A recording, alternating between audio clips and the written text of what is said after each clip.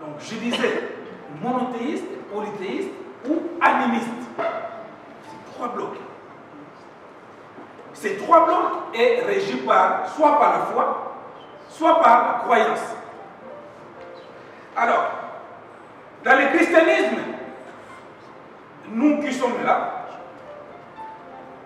c'est une confession qui est fondée sur la personne de Jésus-Christ, comme je le disais au début. Par ses enseignements et par l'évangile. Le terme évangile sort. Je vais vous dire pourquoi. Donc, le christianisme est leur globalité, comme je le disais par exemple la politique, quand tu rentres en politique, tu viens du côté des droits, sachant qu'il faut essayer d'étudier qu'est-ce que le parti droit est fait. Donc, nous, dans le christianisme, on confesse. Globalement, cette confession-là est fondée sur la personne de Jésus, sur les enseignements, comme je l'ai dit, et puis sur l'évangile de Jésus-Christ. C'est-à-dire, on ne peut pas se proclamer du bloc christianisme si on n'enseigne pas, on ne parle pas de Jésus-Christ et on ne donne pas l'évangile autre que l'évangile de Jésus. Donc sortez automatiquement quand vous arrivez dans un endroit où l'autre évangile est donné, un évangile qui est donné autre que Jésus-Christ a laissé sur la terre. Parce que c'est le socle de notre christianisme. Alors, dans le christianisme, il va regrouper ce qu'on appelle les traditions christianiques qui sortent du christianisme.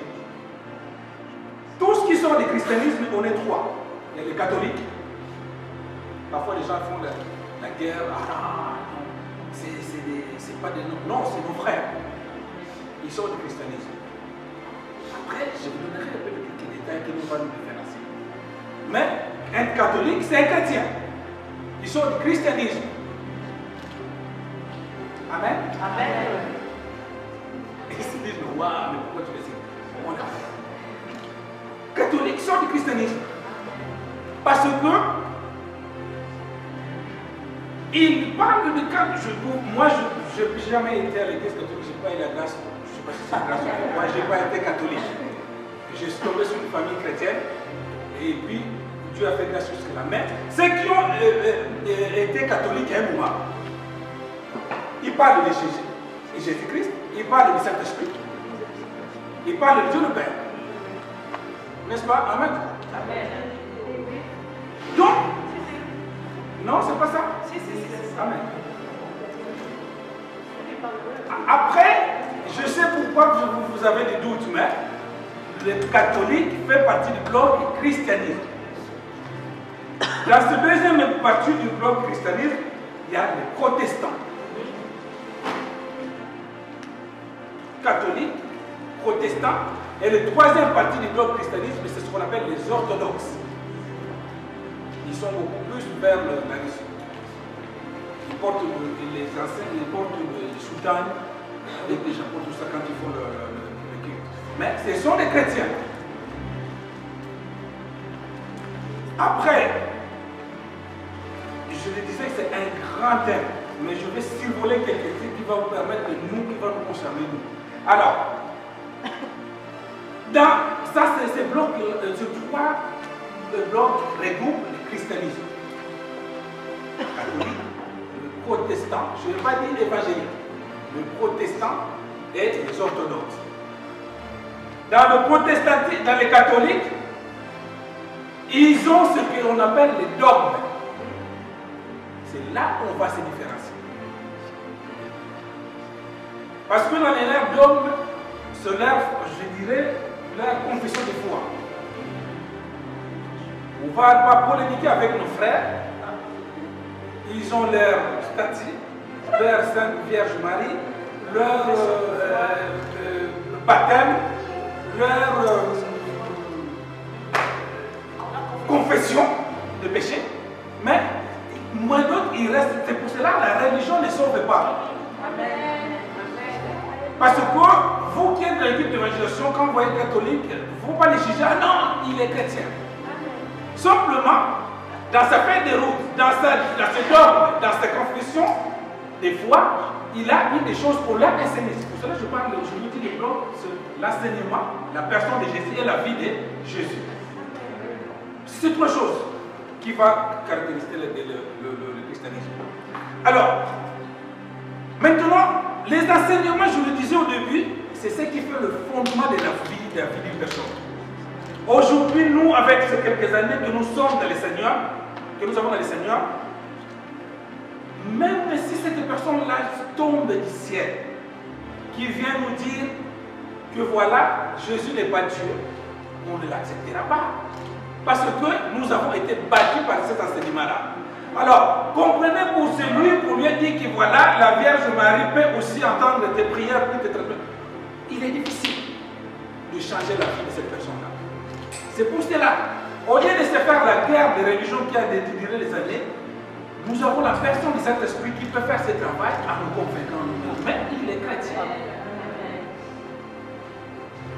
La question qu'on va se poser, est-ce que la personne, quand il est catholique ou orthodoxe ou bien protestant, peut aller à l'enfer? Oui. Parce que nous allons voir par la suite. Tu peux te trouver. La preuve, je reviens rapidement sur l'exemple politique en France. Nous avons tous vécu il y a 2 ans. Notre cher président, il sort ni de gauche ni de droite, mais il est président. Parce que ce qui nous réunit, c'est quoi? C'est la politique. Donc, pour te dire que c'est pas parce que ces débats-là, souvent, pour nos réunions pastorales ou les fils qui sont dans les vrais et qui sont dans les faux. La vraie réponse à vous dire que ceux qui sont dans les vrais, ce sont ceux qui sont accrochés dans les enseignements de Jésus-Christ et qui croient à la vie de Jésus-Christ et qui peut être transformé par le Saint-Esprit. Alors, dans les catholiques, ils ont l'adorent. Et dans le protestantisme, vient du mot protester.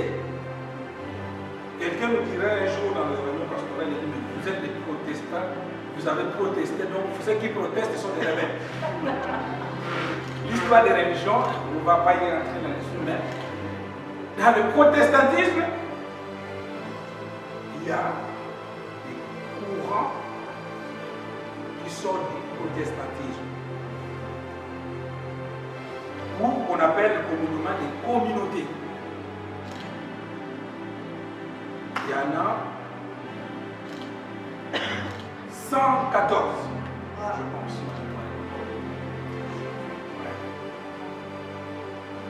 Voilà, c'est de là où a commencé la féminisme. Il y a des ADD, il y a des ACBFN, il y a des cadèses, il y a des littériens. Il y a tout cela, il y a 114 fait partie du protestant. Pourquoi la différence? Je vous dirai tout à l'heure. Après, il y a des orthodoxes.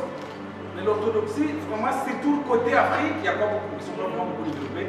Ils ont plus resté vers le côté Russie et plus là-bas. Grèce. Alors, dans ces 3 blocs, protestants et évangéliques, fait partie des protestants. Je crois que c'est la 14e communauté protestante de France. Alors,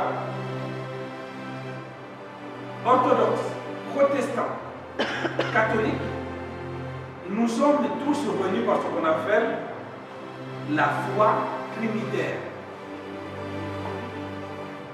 D'où sort le terme Trinité. Les catholiques croient que le Fils et le Saint-Esprit font leur œuvre. Donc nous croyons à la foi trinitaire. C'est le point commun de tout ce qu'on appelle christianisme.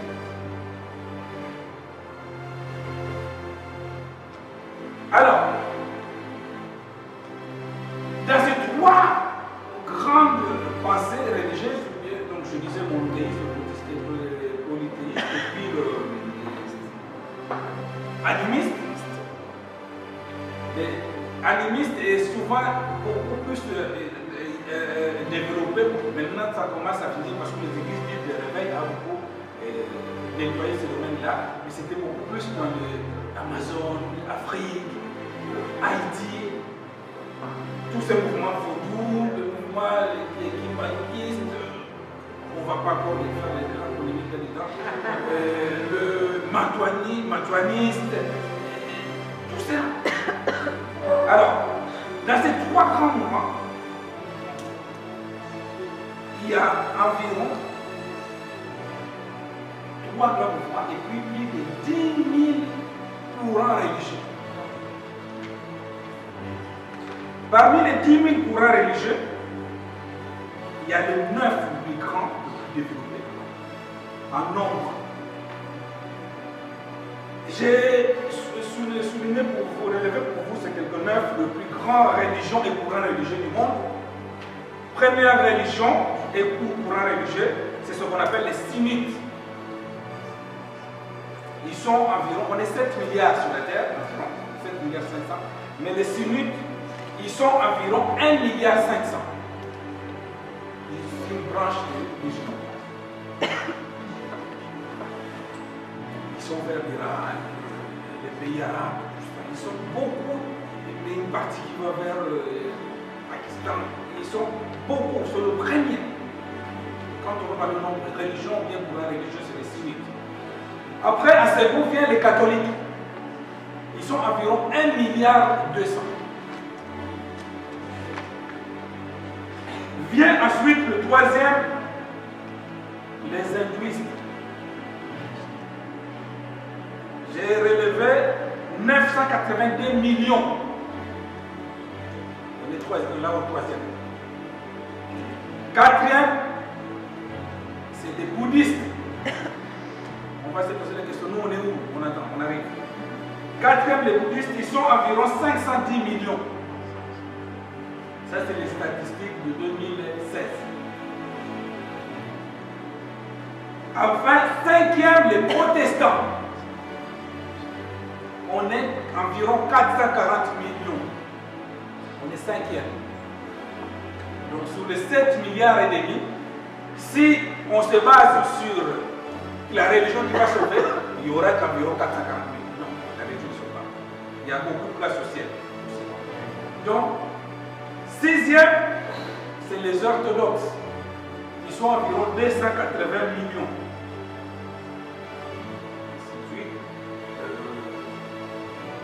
Les chiites, ils sont 150 millions. Et ceux qui se sont déclarés athées, ils sont 136 millions d'habitants. Voilà, toi qui te bats pour devenir pasteur, docteur, prophète, apôtre, il y a du travail à faire pour aller prier pour les 136 millions. Amen. Là, tu n'as pas besoin d'être consacré. Amen. Amen. Tu n'as pas besoin. Donc prends les statistiques à cœur, agis pas des sujets de prière, il y a 136 millions de gens qui se sont déclarés athées. Amen. Non? Donc là, tu n'as pas besoin pour te consacrer. Tu te mets à ton point, tu crées ton ministère de prière pour prier sur les 136 millions. C'est bon de voir les statistiques, ça nous permet, nous les chrétiens, de s'élever où nous sommes et qu'est-ce qu'il travaille à faire. On ne sait pas pour dire, ah non, c'est notre église. Prions pour les 136 millions, c'est beaucoup. Beaucoup. C'est 136 millions. On va dire le Nigeria, la RDC, le Congo-Brazzaville, la Cameroun mélangée, c'est tous ces mondes-là qui iront à l'affaire. Imaginez. Et on se contacte seulement de 440 millions. Alors, notez seulement dans Matthieu chapitre 28 et 23, verset 8 à 10. Matthieu chapitre 23, verset 8 à 10. Et puis toujours dans Matthieu 23, 13 à 29. Juste une personne nous lit les 2 premiers versets de Matthieu chapitre 23, verset 28 et verset 8 à 10. Je lis au nom du Seigneur. Matthieu 23, verset 8. Mais vous, ne faites pas appeler Rabbi, car vous n'avez qu'un maître qui est le Christ. Et vous êtes tous frères. Et Et n'appelez personne sur la terre votre Père, car un seul est votre Père, celui qui est dans les cieux. Parole du Seigneur. Amen. Et j'ai, après on va continuer si nous avons le temps. En fait, ce verset a fait parfois polémique. Ah, n'appelez personne Père. Ah, il a rajouté d'appeler personne docteur. Hein? Mais celui qui nous soigne, on l'appelle comment? Lui, on peut l'appeler docteur. Mais par contre, les personnes père. C'est là où il y a le problème. Dans quel sens il a dit cela? C'est dans le sens d'élever quelqu'un au même titre que le Dieu céleste. Mais le papa existe dans nos vies. C'est lui qui nous a mis au monde, il s'appelle comme le papa. J'en ai vu croiser de certains chrétiens mal enseignés. Dès qu'il est sorti de ce verset biblique, il a dit c'est fini. Il croit à son père et dit Henri. Son père nous regarde, mais qu'est-ce qui t'arrive? Il a dit on nous a dit d'appeler personne de père. Papa lui dit mais tu es fou pourquoi? Amen. Papa lui dit mais qu'est-ce qui t'arrive toi? Il dit Henri c'est moi je te dis c'est toi je sais pas. Alors, les enseignements c'est très important. Je le dis, c'est la base de ta vie. Amen. Si tu rentres dans le christianisme sans comprendre quoi le christianisme, parce qu'il faut le comprendre. Après, dans chaque croyance, dans chaque religion, il y a des dogmes et des confessions des fois que je dis, il faut étudier. Si tu as accepté de devenir protestant, ne critique pas celui qui est redevenu orthodoxe parce qu'il a cru à ce que tu l'as, mais toi applique-toi ce que les doctrines, les confessions protestantisme pour obtenir une chose. N'oublie pas, la Bible nous dit que non seulement notre Dieu est Dieu qui nous bénit, qui nous protège, qui veille sur nos vies, qui veille sur nos enfants, sur nos familles, qui nous donne ce que nous avons besoin, mais la Bible nous dit qu'il est aussi celui qui est le rémunérateur. Amen. Comment on va te payer? Le rémunérateur vient du mot rémunérer, c'est-à-dire payer. C'est-à-dire c'est lui qui va aussi te payer. Mais aucun patron sur la terre va payer un employé qui ne comprend rien de ce qu'on lui dit. On avait reçu quelqu'un venu travailler chez nous dans l'équipe de ménage. Il est anglophone. En fait, il ne comprenait pas aucun mot français. C'est quelqu'un qui avait envie de pousser. Le chef lui demande, va chercher le balai de brosse. Lui, il ramène un couteau à lui. Deuxième chose, je lui dis, mais va chercher les couteaux. Il dit, ah non, il est stabilisé. Dans le Seigneur, c'est pareil. Dieu te dit, viens ici. Tu ne comprends pas le langage de Dieu, toi tu vas à gauche. Il y a un moment, différemment au niveau du patron du monde, il ne te dira pas, quitte ici, mais il te dira, celui-là ne comprend rien. Je vais le laisser traîner le désert le temps qu'il puisse comprendre. Certaines épreuves que nous passons dans la vie, c'est parce que nous ne comprenons pas le langage de Dieu.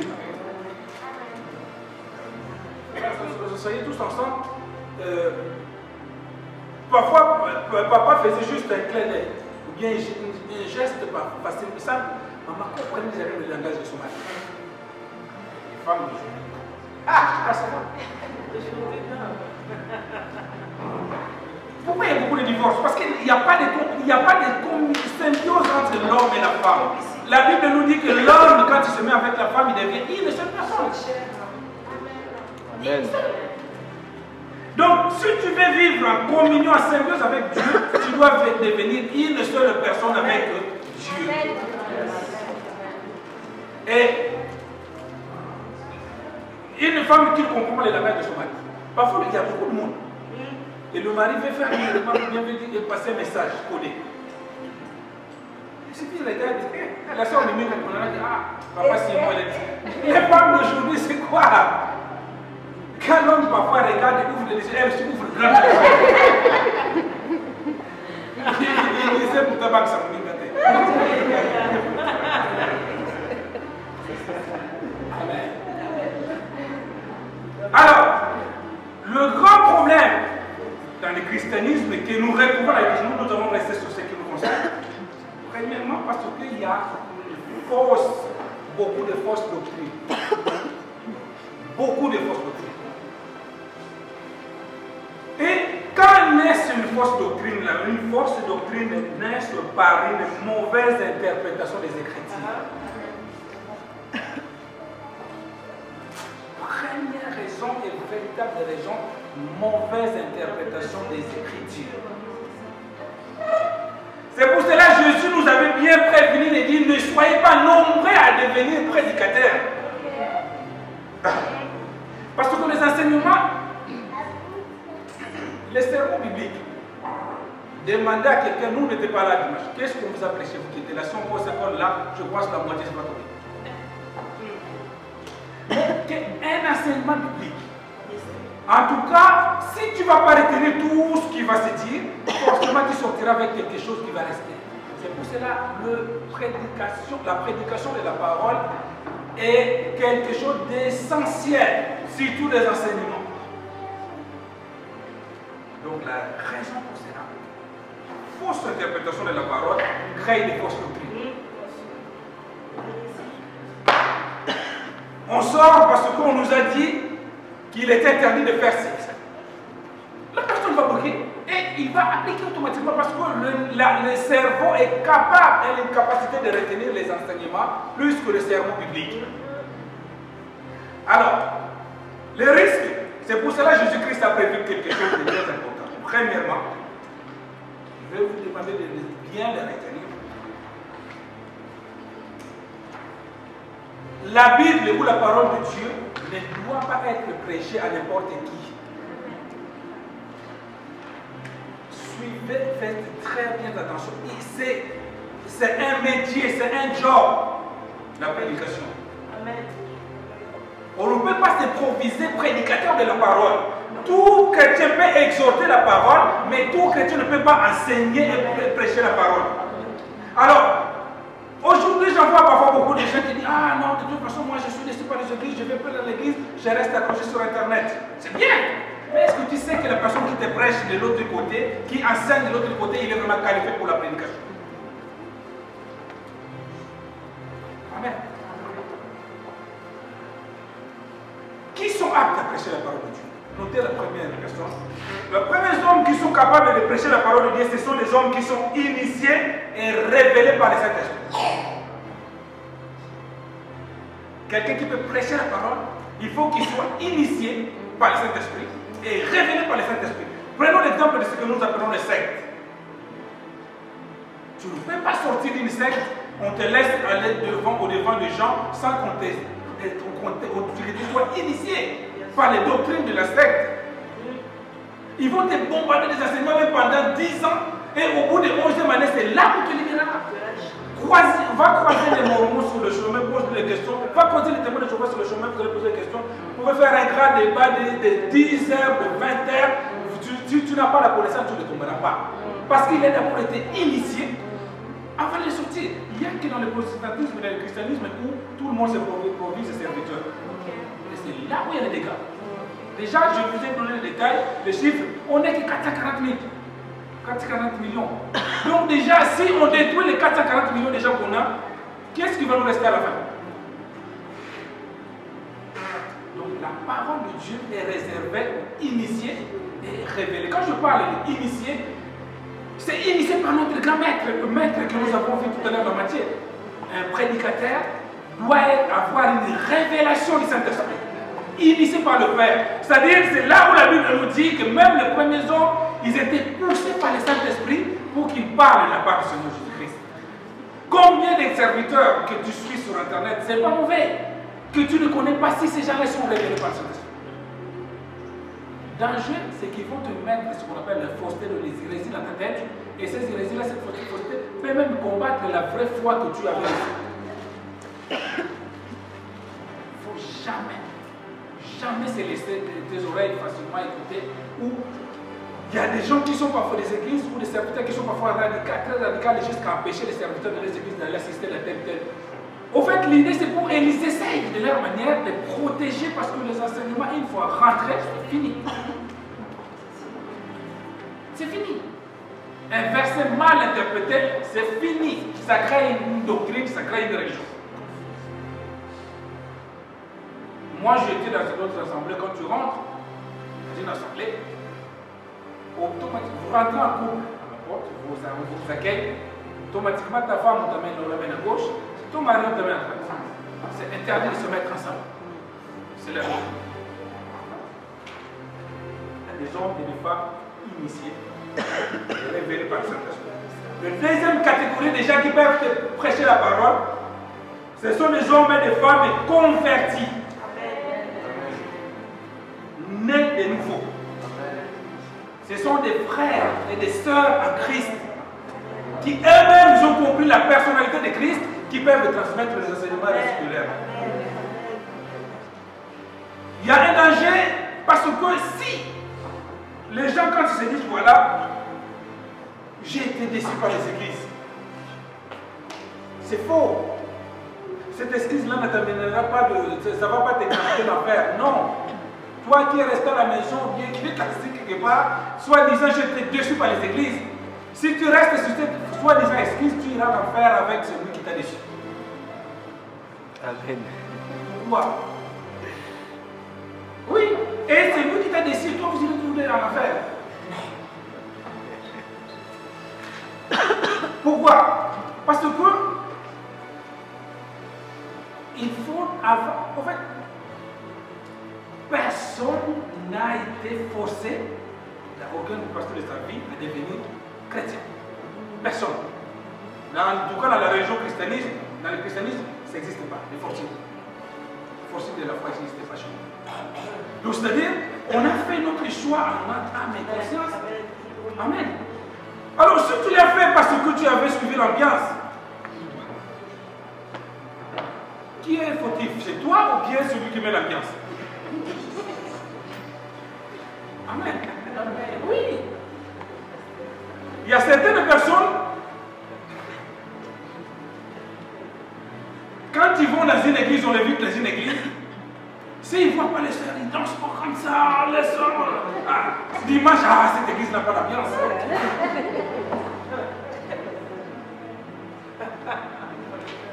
Après, tu vas pousser même les chantres qui étaient spirituels. Il dit si ce soir un album où Jésus est Dieu. Cet album-là, tu vas pas. Mais quand il met les steps,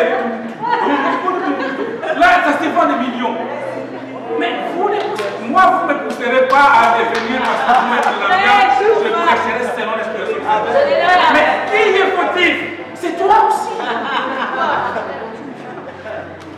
Amen.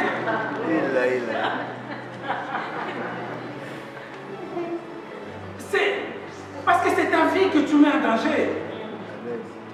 Je vais vous dire une chose. Vous, ceux qui aiment l'ambiance, danser à fond, persévérez. Au ciel, il n'y a que ça. L'ambiance à gogo à fond.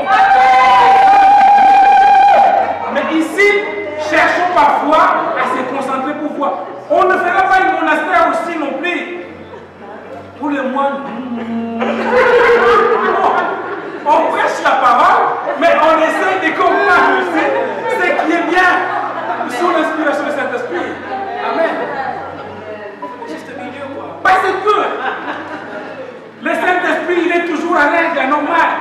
Là où il y a la présence du Saint-Esprit, il y a un moment, il dépousse. Amen. Il y a des moments, il dépousse. Mais il église pour du matin, il faut voir les danses, mais en fait, les gens, tellement qu'on les a interdits dans les discothèques, dans le bar, c'est la même musique qu'ils voient les dimanches, les samedis à la télé, chez lui. Et il vient appliquer la danse avec la chanson chrétienne. Mais j'ai regardé une vidéo. En fait, si on te met les yeux bandés, le frère, comme il dansait, il bougeait les hanches, mais c'est pas ni à 100%. Mais il jouait Jésus. Mais c'est ça. Les hommes et les femmes. En fait, ne cherchez pas cette excuse-là. Si tu iras, la Bible nous dit aucune personne ne peut être tenue pour responsable s'il n'aurait pas écouté la parole de Dieu. Non. Donc, quand ces gens se disent, voilà, que j'étais déçu par les églises, parce qu'ils ont été eux-mêmes acceptés de devenir membres, ou bien adhérer à cette communauté, où les prédicateurs ne sont pas des frères et des sœurs en Christ. Ce sont des titres. Pasteur, docteur, bishop, archbishop, ce sont des titres. La Bible nous dit quand le jugement va commencer dans l'église. Et dans l'église, c'est la tête qui seront jugées sévèrement. Ce sont les titres. Pour chercher à savoir, vos prédicateurs dans une bonne église doivent être des vrais sœurs et des vrais frères en Christ. Si vous ne trouvez pas en eux, en nous, la qualité des frères en Christ d'abord et des sœurs en Christ, on est dans la fausseté. Si vous continuez à lire le verset de Matthieu, vous allez voir, vous allez comprendre. Parfois je trouve dommage, ça me fait parfois mal au cœur. Croisant un bon frère que je connaissais avant, il est devenu évangéliste, moi je ne savais pas. Je lui dis bonjour frère. Ah,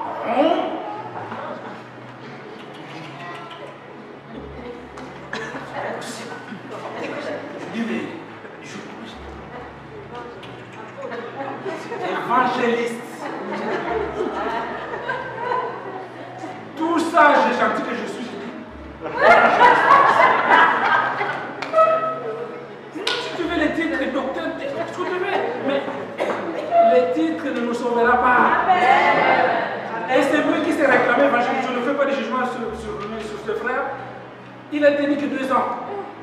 Il a retourné la vraie tentative. Quand je l'ai croisé, j'ai dit évangéliste. Oh non! Oh, il y a beaucoup de choses. Je suis frère. Même pas frère parce qu'il a embauché 2 femmes en même temps. Et mais priez dans une église où des frères et des sœurs en Christ sont vos serviteurs. Parce qu'on avait vu la personne de Jésus doit apparaître dans la vie de cette personne. On ne prêche pas seulement vous, mais on a prêché sur la parole aussi. Ce n'est pas double tranchant.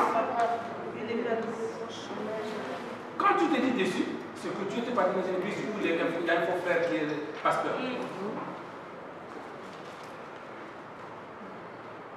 Alors, c'est ces 2 choses qu'il faut chercher d'abord. Les hommes initiés et révélés, et puis des vrais frères en Christ. Alors, qu'est-ce que j'allais dire en plus, ajouter pour ça? Alors, on reconnaît les gens, parce que ceux qui ne sont pas des vrais frères en Christ, même s'ils sont serviteurs, ils se disent serviteurs, vous allez les reconnaître par ces quelques points, je vais donner.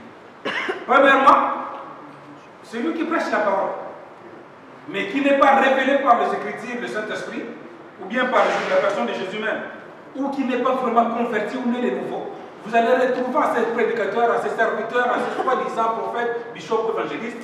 Premièrement, ces gens-là, ils sont remplis d'orgueil. Quand tu vois un pasteur, un serviteur, un docteur, orgueilleux, même s'il fait ressusciter les morts devant toi, il ne fait pas confiance. Tu seras déçu un jour. Parce que le diable sait faire des miracles parfois plus que certains. L'orgueil ne vient pas de Dieu. Il n'est pas de la nature de Dieu. Des sœurs en Christ, de frères chrétiens, un chrétien qui est orgueilleux, une chrétienne qui est orgueilleuse, même s'il fait en priant, il fait tomber le mur, ne l'écoute pas. Parce que l'orgueil ne fait pas de la personnalité. La deuxième chose que vous allez retrouver à ces gens-là, pour ne pas dire ah j'étais dessus dans les églises, premièrement ils sont orgueilleux, deuxièmement ils sont avides d'argent, ils sont assoiffés d'argent. Leur prédication se résumait toujours Seigneur, donnez, allez, le feu. Mais tu peux avoir le feu et aller en enfer. Parce que c'est pas parce que tu as le feu qu'on a fait descendre le feu qui. Non! Il y a certains chrétiens qui vont commencer à brûler par le feu qu'ils ont brûlé même jusqu'à continuer à la faire. Il ne faut pas. Ils sont avides d'argent. C'est vrai, l'argent fait partie du travail du Seigneur, mais la manière. Il y a certains prédicateurs quand il se lève le matin, il dit aujourd'hui, je vais rentrer à la maison avec 500 €. C'est pour cela qu'on vous prend. Et on vous prend facilement comme ça. Moi non. Les pasteurs, je 80, il peut rester ici. Jésus vous aime. Il fait cela. Gloire. Amen. Ah, que Dieu te bénisse, frère. Un aventureux farceur peut passer ici. Donnez 10 000, c'est qu'il y a 10 000, je peux bénir. Oh, la liste. Je vais vous dire une chose. Le gardien de votre temple, c'est lui qui vous connaît mieux, c'est lui qui vous bénit la plus. Amen. On a des familles au pays. On est généreux, on est des serviteurs, on est des enfants de Dieu. Mais qui va envoyer 500 francs chez le voisin et 150 francs chez ses parents? Plus de bénédiction, plus de compassion, plus. Parce que lui, les pasteurs, je vais prendre là plus de temps pour toi. De prier pour toi, parce que lui, il connaît ta situation, tu as besoin. Mais c'est lui qui est passé, il a vu du feu, du vent. Ils sont assoiffés d'argent. Il n'est pas interdit de bénir l'action de grâce au serviteur de Dieu.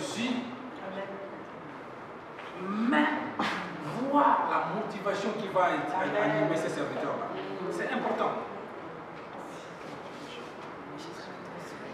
Je disais qu'ils sont remplis d'orgueil, ils sont assoiffés d'argent. On le reconnaît aussi le troisième chose.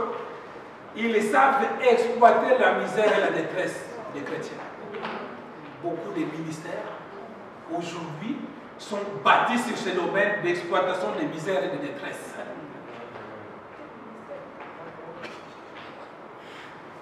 Le Jésus que je vous prêche aujourd'hui, il n'est pas seulement Seigneur, il est aussi Sauveur, bien sûr. Amen. C'est-à-dire dans la Seigneurie de Christ, ça va pas, on ne va pas exclure qu'il est Sauveur. Dans sa Seigneurie, automatiquement, il est inclus le miracle. Il est inclus.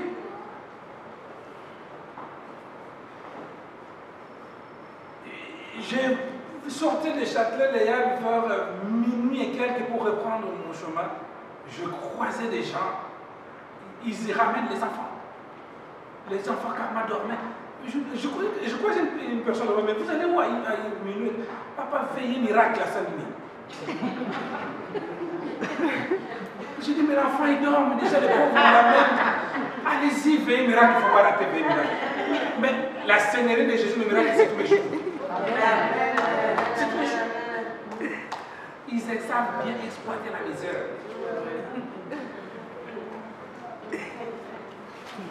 Quand tu pries du fond de ton cœur, dans ta chambre, avec une intimité réelle avec Dieu, le miracle peut descendre. Amen.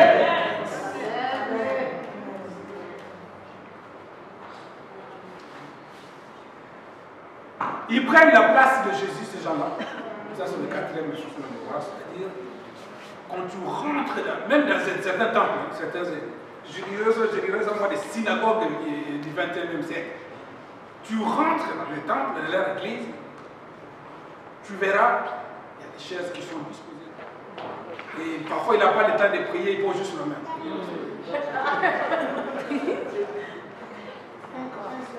On ne peut pas.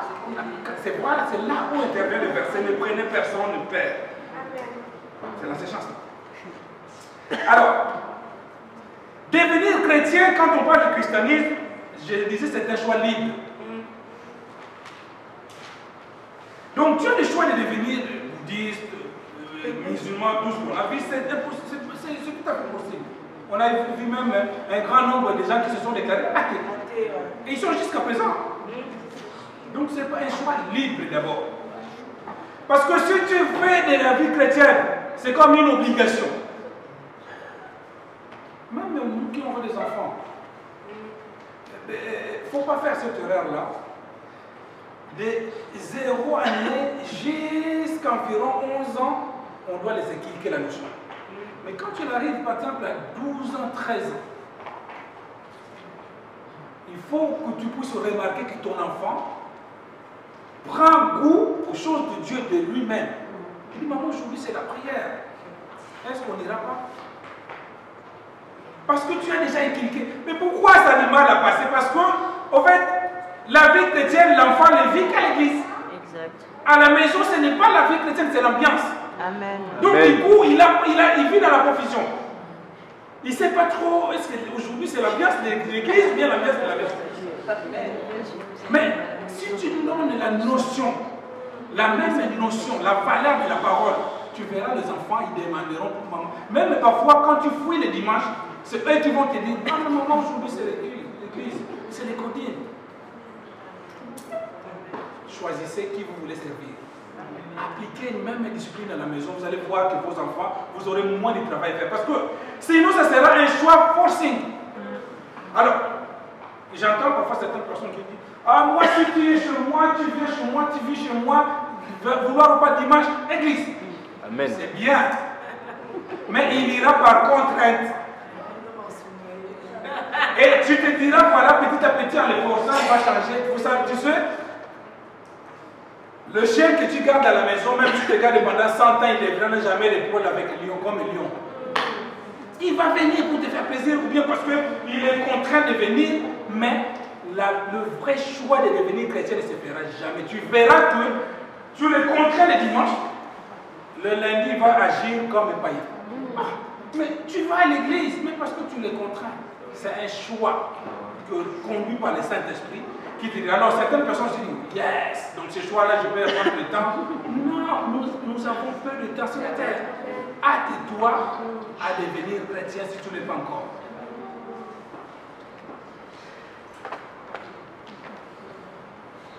Alors, ces choix-là ne doivent être faits uniquement par les intérêts. J'aime toujours vous rappeler, certes, Christ est béni, mais il n'est pas seulement celui qui va multiplier le pain et les poissons. Comprendre la personnalité de Christ. Amen. Amen. Devenir chrétien, j'ai noté ceci, c'est un choix libre et personnel qui doit être motivé par, premièrement, par une rencontre personnelle avec Christ. Voilà pourquoi ça fait des années que tu es dans le Seigneur, mais tant que tu n'as pas encore rencontré Christ personnellement sur ta vie, sur ton chemin, ta vie sera toujours la même. Tu entendras les autres témoigner, tu entendras les autres vivre le miracle, toi, tu n'arriveras jamais. Parce que c'est celui qui a rencontré Christ qui a une vie transformée. Amen. Nicodème, il restait des années dans le Seigneur. Seul, il voyait même, quand il persécutait même les églises, il voyait comment ces gens-là priaient. Mais quand on a fait une rencontre personnelle avec Christ, la vie change. La vision des choses change.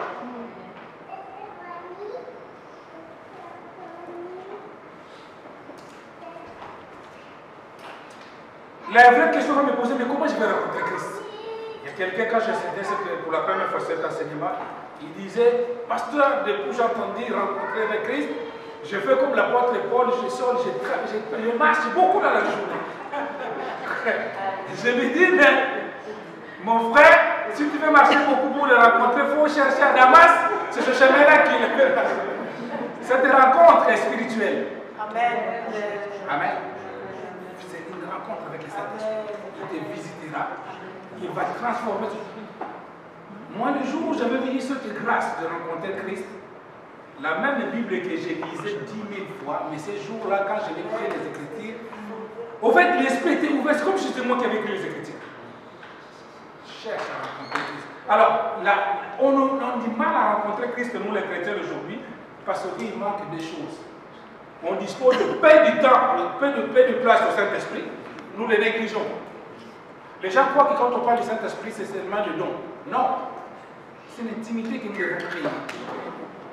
Et nous devons voir cette vie de sainteté permanente avec nous. Lui rapprocher chaque fois de ce Dieu-là, c'est important. Dieu, lui, il dit qu'il est esprit. Tu ne peux pas le rencontrer si tu ne deviens pas esprit. Amen. Tu ne peux pas, un chrétien ne peut pas rencontrer Christ si le chrétien ne devient pas esprit.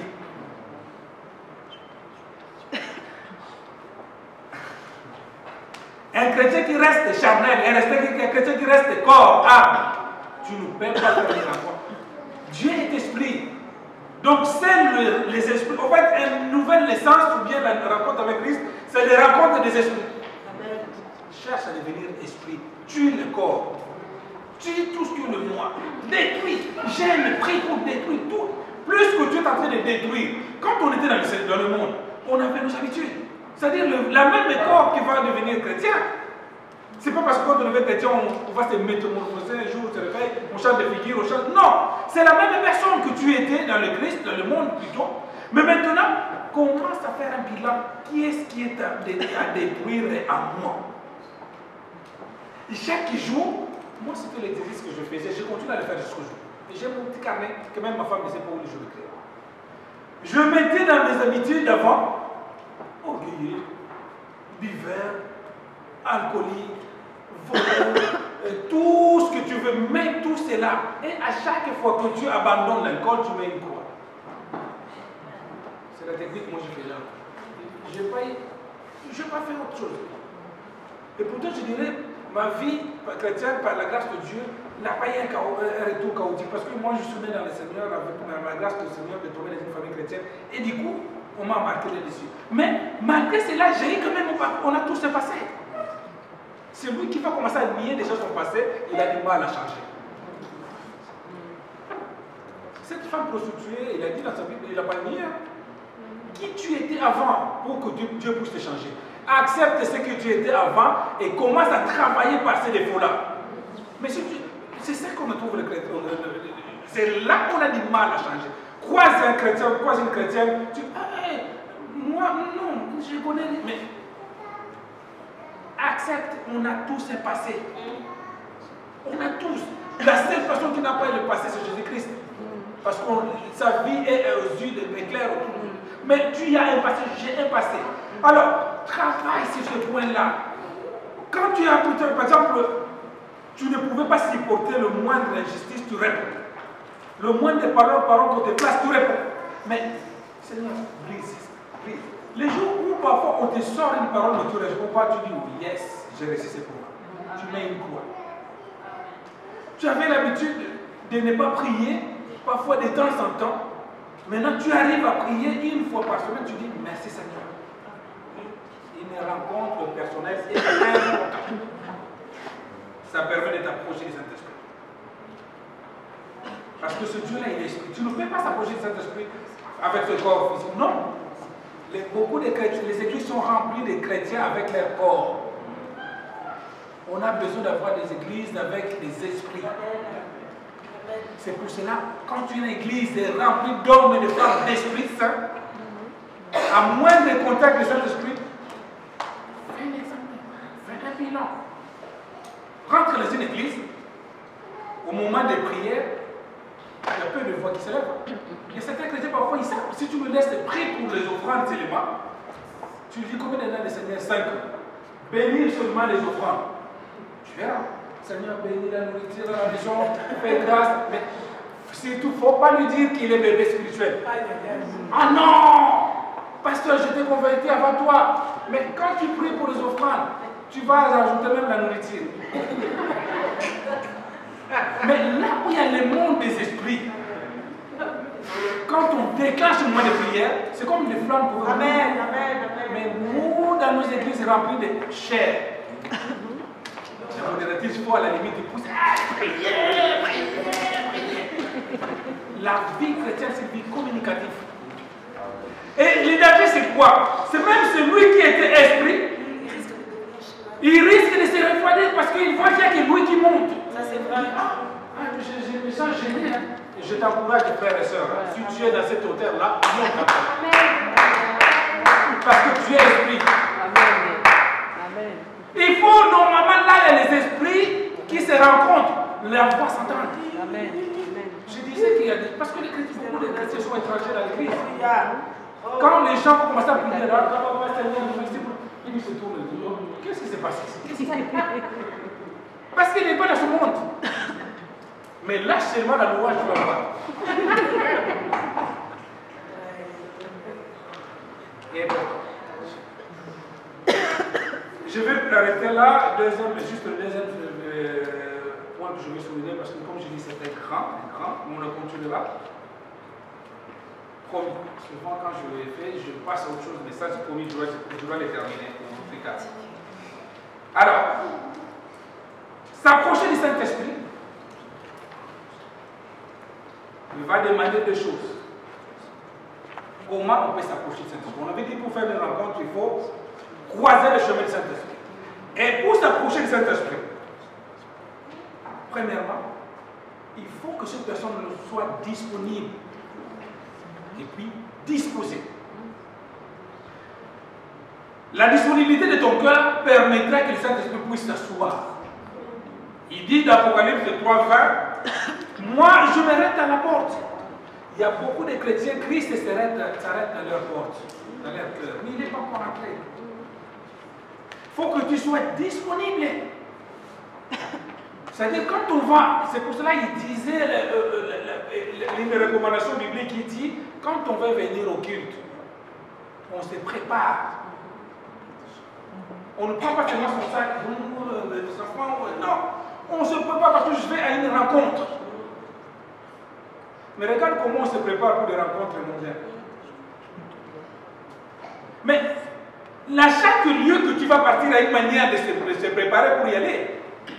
On n'a pas besoin de te le dire que la manière dont cette jeune fille-là s'est préparée, il va en boîte. Pour ceux qui vont fréquenter le boîte, ils ne vont pas en costume cravate. Sinon, ils vont te regarder, mais d'où tu viens, toi? La jeune soeur qui va en boîte avec pâles, toutes les pâles. Parce qu'il sait se préparer, c'est des projets, c'est pour dénuder tout ce que tu veux, tout ce qui se monde, parce qu'il se prépare pour l'occasion. Mais un chrétien qui se prépare à aller à l'église, il s'y va comme s'il est tout matin la nuit marché. Comment le Saint-Esprit va fonctionner en toi? Le culte qui va commencer à 18h, prends le temps dans la journée, Seigneur, aujourd'hui, si tu rencontres. Peut-être ce jour-là, le Saint-Esprit était, le Dieu était devant ta porte, mais tu n'étais pas prête. Je vais ramener mes pensées, c'est sûr. Mais tous tes problèmes que tu as fait la semaine, le vendredi tu viens, mais c'est la figuration, c'est le nom qui va compter. Et certains viennent parce que le pasteur va sanctionner, il dit non, c'est bien. Moi, ça me plaît, je me plaît de vous voir. Je vous dis, je vais vous forcer. Mais le but, c'est que vous changez. On doit se préparer spirituellement et être disposé à accueillir le Saint-Esprit. Viens, Saint-Esprit, aujourd'hui. Pourquoi? Parce qu'il y a un moment dans la vie spirituelle, il faut que la symbiose, la communion entre l'homme et le Saint-Esprit puisse se faire par le baptême du Saint-Esprit. Un chrétien qui n'est pas baptisé du Saint-Esprit par des années, c'est un problème de rencontre. La deuxième chose pour cette rencontre-là, il faut croire. Comment veux-tu être exaucé si tu ne crois pas réellement que Dieu est capable de faire les choses de ta vie? Tu pries, mais pas bon. Je prie, mais croire, être disposé, être disponible. Ceci fera que tu puisses réellement rencontrer Christ. On va s'arrêter là. Il reste beaucoup. Je vais te conseiller, si toi tu as commencé la première partie, je ne sais pas quand on a parlé en contrôleur, mais si tu veux bénéficier de la suite, je pense que ce sera important, parce que c'est notre vie, le christianisme. Amen. Père éternel, nous te bénissons pour ces quelques enseignements. Je sais que c'est ce qui nous faut grandir, Père. Merci pour celui ou celle qui a pu retenir quelque chose. Nous voulons, Père, comprendre réellement l'essence du christianisme parce que tu es notre modèle, Christ. Et si nous nous réunissons chaque vendredi, chaque dimanche ou le temps dans la prière, c'est pour être à côté de là où tu es aujourd'hui parce que tu nous as prévu que tu es parti nous préparer une place. Alors, Père, par ces quelques premières parties que nous allons le voir aujourd'hui, ma prière est que tu puisses changer réellement nos vies. Permets, Père de gloire, que tu puisses rentrer dans nos vies, que nous puissions devenir une église comme celle qui était l'église primitive, où l'ensemble des hommes et des femmes rentrent dans la communion de prière, jusqu'à un moment où même nous serons obligés d'arrêter, de taper les mains pour arrêter la vie de prière à nous. Viens développer la vie de prière de chacun d'entre nous. Permets cette rencontre ce soir, Seigneur de gloire, à ce frère, à cette soeur qui est ici présente. Et j'interdis au Saint-Esprit de venir voler ou détourner ce que l'homme ou la femme présent dans ce lieu a pu retenir. Que ta gloire te revienne dans le nom de Jésus-Christ. J'ai ainsi prié. Amen. Amen. Soyez bénis, Père.